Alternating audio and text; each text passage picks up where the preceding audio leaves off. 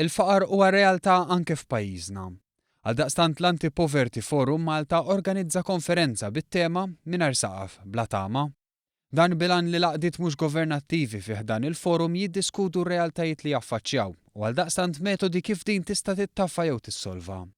Iċ-Chairman tal-Anti-Poverty Forum Malta, Xavier Grima, innota li l-faqar u li ma jkollokx saqaf fuq rasek ġielu jkunu riżultati ta' affarijiet oħra bħal droga u l-abbuż. Dan persuna għandhom trust fik. Forsi inti l-aħħar persuna li stajt salvajtlu ħajtu. Tajtu skop ħajtu għal xi qed jgħix. Dal-persuni illum mxejt ħafna magħhom għadar ġew hawnhekk. Titerġa' tihom triq ta' tama. Naħseb dan kien l-iskop anke tal-lum. Żied jgħid li kull sena l-forum jażel tema partikolari u nnota li neħtieġu nifhmu r-realtà li teżisti u nkunu konxji tal-ħidma tal-professjonisti f'dan il-qasam. Il-Ministru għall-Familja u s-Solidarjetà Soċjali Michael Farrugia tkellem dwar miżuri li l-Gvern qed jaħdem fuqhom biex jindirizza l-problema tal-faqar. Fosthom ir-riforma fil-pensjonijiet li mistennija tiddaħħal fil-bidu tas-sena d-dieħla biex l-anzjani tagħna ma jsibux ruhom f'riskju li jidħlu fil-periklu tal-faqar.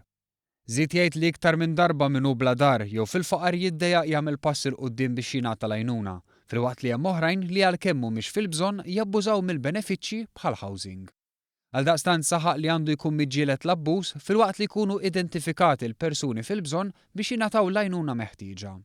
Sostna li lan tal-Gvern mhuwiex sempliċement li n-nies ma jibqgħux dipendenti fuq il-benefiċċji soċjali imma li dawn il-persuni jqumu fuq saqajhom u jkunu kapaċi jsostnu lilhom infushom.